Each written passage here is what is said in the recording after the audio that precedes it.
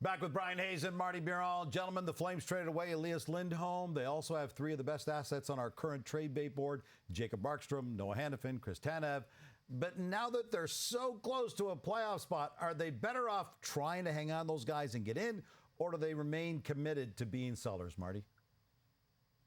You got to be committed to being a seller, because that's a significant return you can get for any one of those three players. And all three together is going to be very good for Greg Conroy. And his first year there, as a GM of the Calgary Flames, saying, hey, we got to build for the future. So I get that you're really close, but are you really, really close? You look at the top hitters in the Western Conference, the Vancouver Canucks, the Winnipeg Jets, the Vegas Golden Knights. You're not in that same category. So making the playoffs would be good, but look at the future. Sell right now, get assets, and build for a year or two down the road. Absolutely. I agree with that. But I think ideally you have your cake and you eat it too in Calgary. You stay committed to trading assets, but staying competitive is a good thing here. Yeah. They are not going scorched earth. This is not a scenario where they're trying to catch, quote unquote, Chicago, San Jose, Anaheim. You're not going to get into the bottom three or bottom five.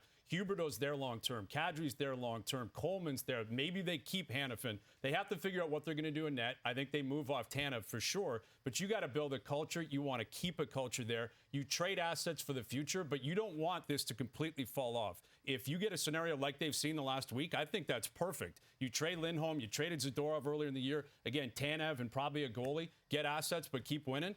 That's a perfect scenario in Calgary. Had a conversation with Nazem Kadri a couple of weeks ago, and he said, no, we're going to keep on winning to convince our GM to be buyers. I'm not sure they're going to go that far, but it'll be interesting to see the way this plays out for the Flames.